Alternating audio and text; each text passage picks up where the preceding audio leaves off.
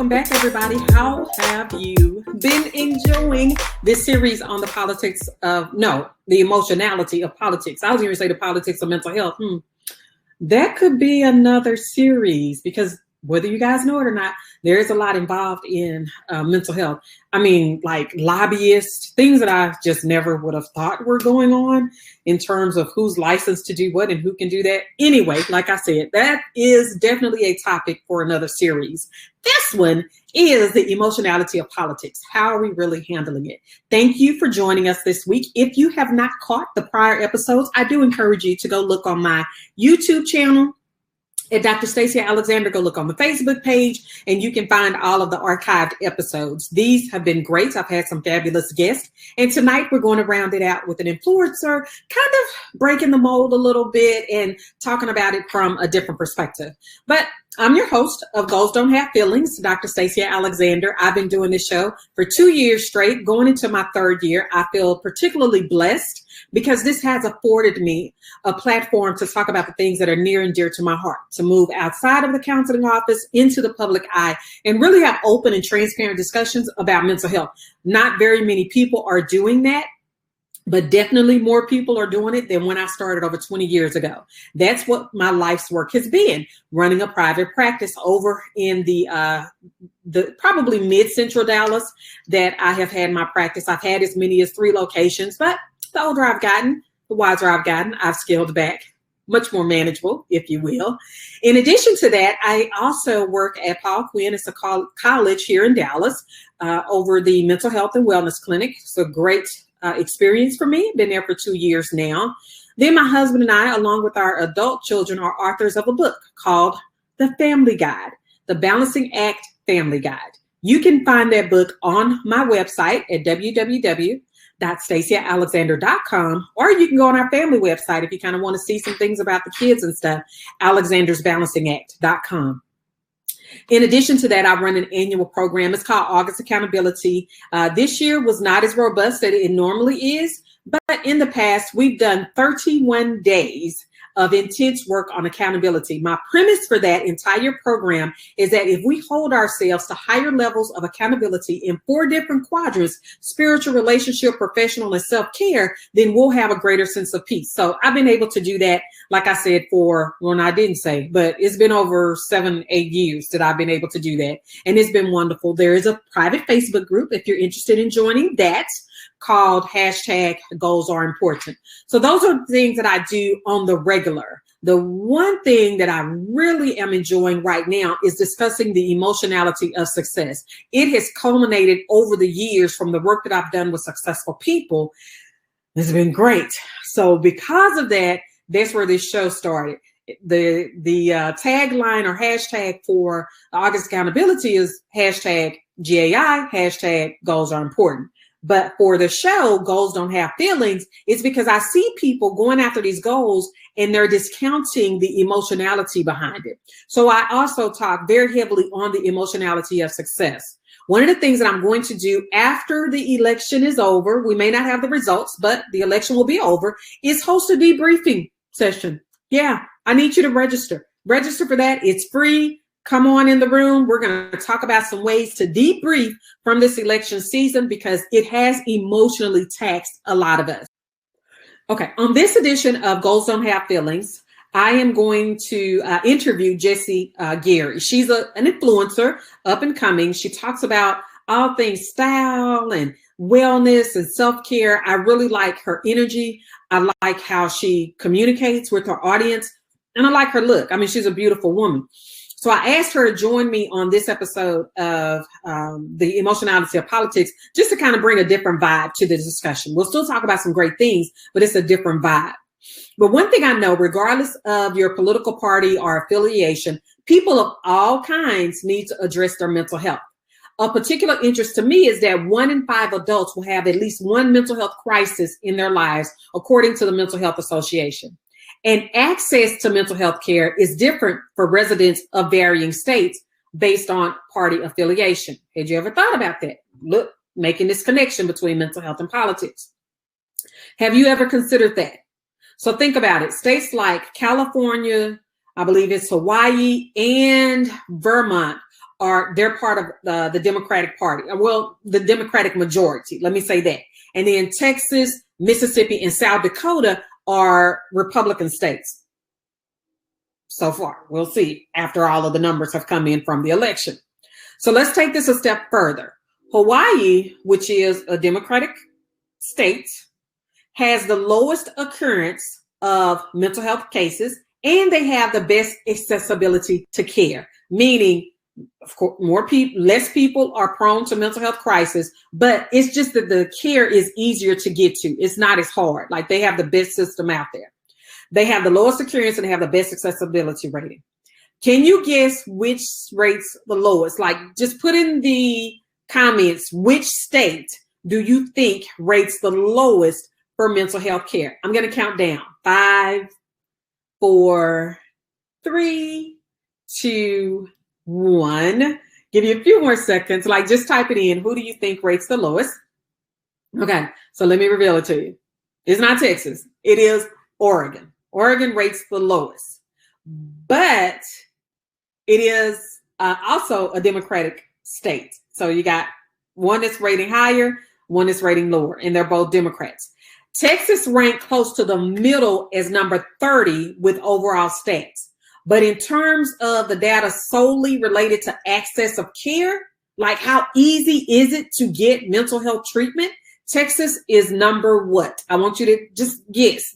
Texas is number what? We're 30 in terms of overall, like how many cases of mental health, let me see, how many people are needing mental health services, but also accessibility to care. We're near the middle at 30. But where do we rank in terms of accessibility? Like, this is really important because this feeds into who is making the decisions about our quality of care. So I'm going to count down again. 5, oh, like Sierra. 5, 4, 3, 2, 1. Hey, level up. Okay, yeah, y'all haven't seen my level up performance. I have to give it to y'all one day. But anyway, Texas is number 50, 50. So this is pretty powerful as we advocate for the removal of the stigma concerning mental health. That's why I want you guys to tie this in together. So like I said, I have Jesse Guillory joining me tonight. I appreciate it.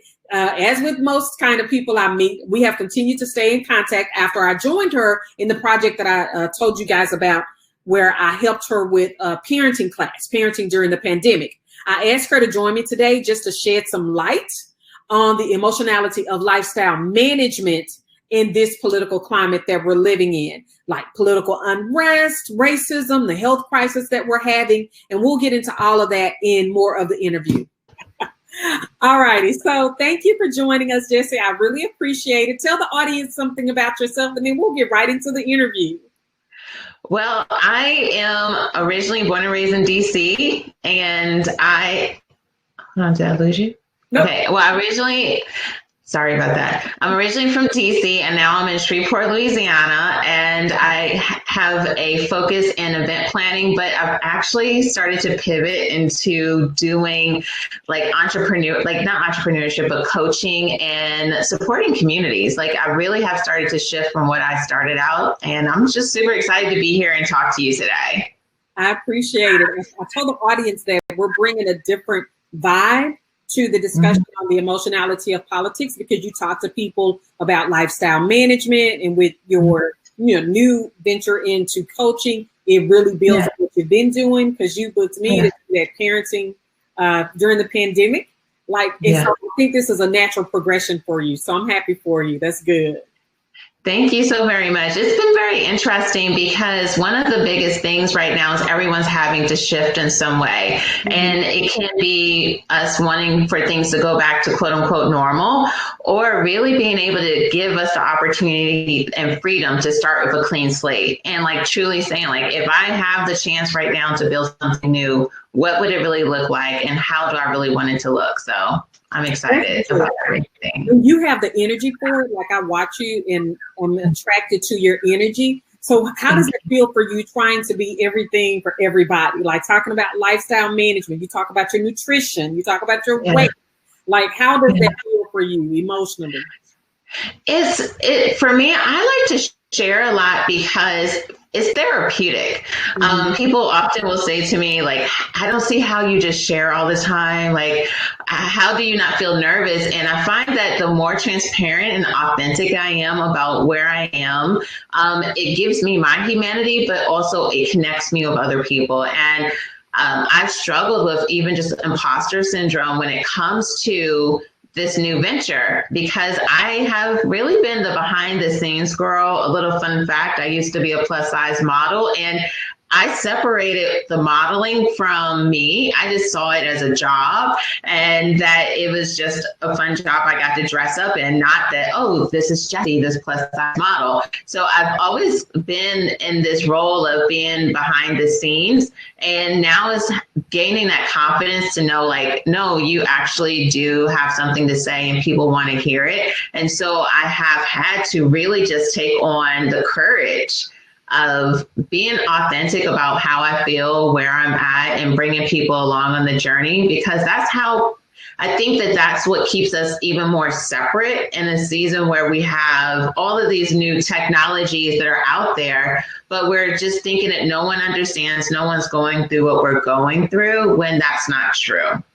That's true. Yeah, I can agree with you on that. How has your role been impacted by the election season? Like, we're really close now. Next week is it, right?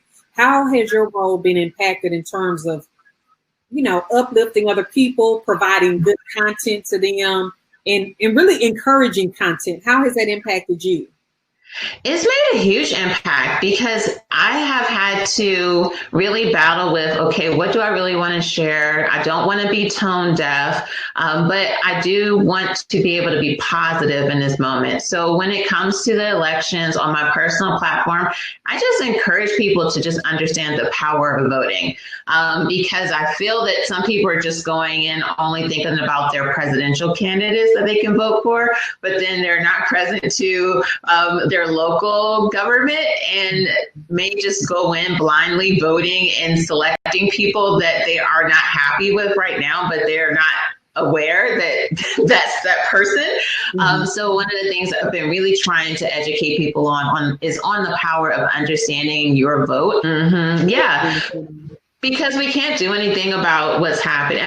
I mean, you can vote, but we cannot do anything about the climate. We can't do anything about how people are, because as you being a mental health professional, people are still struggling with what happened in March, more or less, when you throw everything else on the bonfire that has happened in 2020. So you're going to have just extremes occurring, because we are just going through a lot of traumas for some people, from losing jobs, maybe losing family members, losing their identity, and everyone doesn't have the support system or the accountability to still keep it together or just have those conversations. So it's a way to be able to just have the conversations, but not being tone deaf. Like, I think that's important, because I feel that people are going to react probably in a way that we haven't seen in a while with the election. Yeah. And now down south, I don't know, in Louisiana, it's very much so a territory that I'm not very used to. And I can see how things are starting to just brew underneath the water. I feel like that's what it looks like, that calmness, which is kind of eerie, because you just don't know what to expect, but all you can do is just be positive. We can't change the election needs to happen. It's a part of what's our gift, to be able to contribute to our communities and society. Yeah. And that's what people, like you said, it opens up the discussion, because that's not your life for some people. And I remember just the other day in my neighborhood app, a lady posted about how many people were moving to our area. And people were like, it's going to be more taxes. But slowly the conversation changed to the racial issues in our community. And she quickly denounced what this lady of color said on her experience. And so, of course, the thread just went totally left in terms of the dynamics on what the discussion was. So my contribution was, it makes sense that you would discount her experiences, because you've never been exposed to that. And it is only through exposure that we can learn and grow from things. So I would hope that you wouldn't minimize or discount our experiences after living in the city that was the last school district to integrate the schools. You would think that we would accept that mentality has died off? No, that wasn't that long ago when you talk about historical principles. So it would be naive of us to think that some of those people or even their children aren't still walking on the same streets as we're walking on. So please respect that all experiences matter. And believe it or not, with Karen, I could not believe that. But that just makes sense. But if they are not open, look at me doing this, but I'm saying if they're not open to at least listening to our experiences, then we're already working at a deficit. Like you won't even listen to what I'm saying. And the thing is too, is like when someone's operating from that space of not even hearing, it's coming from wanting to not necessarily take themselves off the hook in a sense, where it's kind of like, well, I don't feel this way, or it's kind of in a space of I would say taking themselves off the hook instead of really putting themselves in my shoes. Right. Because me talking about my experience as a Black woman doesn't mean that I feel that every white person feels a certain way. I have a very mixed family. I mean, be it from white to international, different cultures. So I don't feel that one type of person is a certain way, but until we can actually just be in someone else's shoes to have compassion. Because like, even with everything going on, I was having a conversation with one of my friends about the debate on the mask. And I had said to him, I was like, but here's the thing is our hair, how we wear our hair. And when we go into a workspace, people are still trying to tell us what we can do, how we dress. And like something that's legitimately trying to keep you safe and the people that you care around safe. And you feel as if your rights are being are being crossed over. Right. But just this year is starting to be illegal to discriminate about how I wear my hair in a workspace. And you're like about a mask. But that's where people can't even really begin to think about it, because like there's like, oh, they can't tell me what to do. Like your life my life has been you telling me what to do indirectly, in some cases directly. Right. And that's not to make you feel bad, but just be present to the conversation, because I actually, usually when I have a conversation with someone that isn't present to it, I'm like, man, this entitled spirit, like, that's what it is. Like this entitled spirit, you're just not even present to how entitled you are, that I can't even think, like me thinking the way you think isn't even an option. You know, I told somebody in a group the other day that the mentality of a rejection of wearing that mask, I bet those are the same people when they were traveling from east to west across the United States.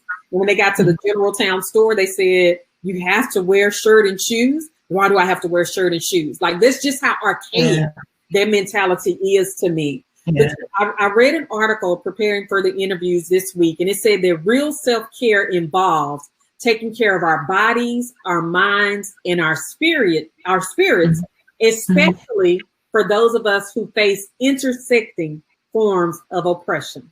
What do you think about when you say intersecting forms of oppression? Not just one, but intersecting.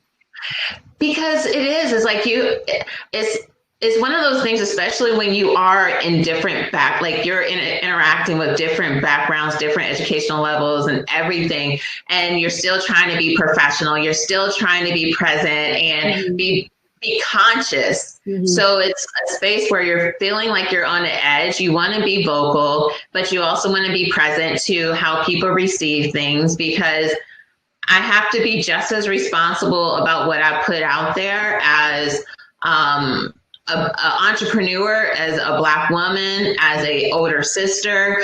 So I'm having to be super present about what I'm up to and how I feel about things, and take responsibility of it, because as easy as it is to be on a platform and just share and say whatever we want to say, but then get upset when someone gets fired, there's a responsibility. And as quick as it is to just type out a message on Facebook as a status, there should be some kind of buffer to say, you know what, maybe I'm just not in the right space to respond. So like when you're in that space, just being present. Like I have a great pause. Because sometimes I'll be like, oh, that's going to be funny. But you know what? I'm not going to put that on my wall. I'm going to text that to my good friend.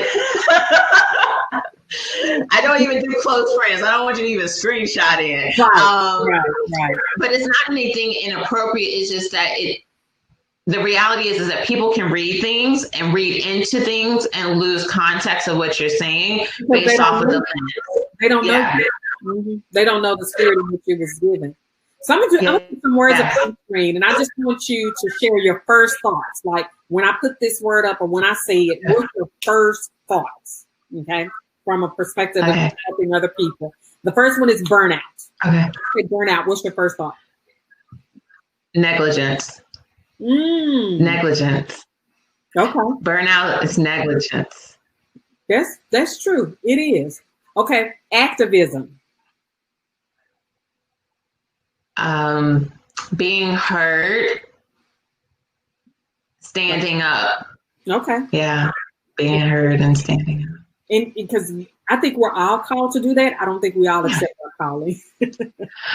Yeah, we don't, because we're not courageous. And there's that, as you know, like people have in the back of their mind, like what I say doesn't matter. I don't matter. I can't contribute. I can't, and that's why sometimes people aren't voting, is because they feel like they can't make a difference. Mm-hmm. Like what I do doesn't matter anyway. Someone else is going to vote. Someone's going to take care of it. Like we all are called to. And you know what? To be active, because right now that's why a lot of the things that we have going, that's why a lot of the things we have going on right now, from like Nigeria to, pretty much anywhere, is because the humanity of people, like we're becoming more and more detached to like who another living being can be for us in our life. Like there's a big the solidarity is leaving. I was speaking with another guest about tribalism, and so we're not all coming together. We're just pulling further and further apart. I don't know. It is sad when you think about it. It is, and it's funny because I was talking to one of my friends here in Dallas, and she feels how she feels about a lot of the things that's going on, and she was like, well, we've been sacrificing since the COVID. I was like, no, we haven't. I was like, yeah, we've been inconvenienced. I'm like, I have friends that have babies in Italy during the pandemic. What we have experienced is nowhere close to what she had to experience. Or my cousin had birth in London and them being on lockdown. I'm like, we have been told it would be nice if you don't do stuff. Right. Like we don't have, and she was like, well, maybe it's because other countries or other societies are used to people telling them what to do. I'm like, no, like there are third world countries. There are first world countries that decided that it's better for us to act in a certain way so that we are preserving our community and the people in our country. We're a very selfish country, unfortunately, and culture. And it plays a part in a lot of what's going on right now. Right. Unfortunately. Okay. And the last word, you know what? I'm going to say it, but that's what we were just talking about, which is community. Like there is a sense of community. So that kind of brings it all in together. So, I know we can talk about these things for quite a while. These are concepts that I think are very relevant to everybody in terms of the emotionality of politics. We talked about fear. You talk about apathy, people not voting and not getting involved and not doing their civic duty. You talk about, like you said, a sense of entitlement, what that actually looks like. Like that is what separates us. And that is what makes this such a tumultuous election period, is because we have a leader who is dead set on creating that separate community. From just annihilating the community. But I'm glad you joined in this conversation. This has been great. You want to tell everybody where they can find you and follow you and be involved in what you're doing?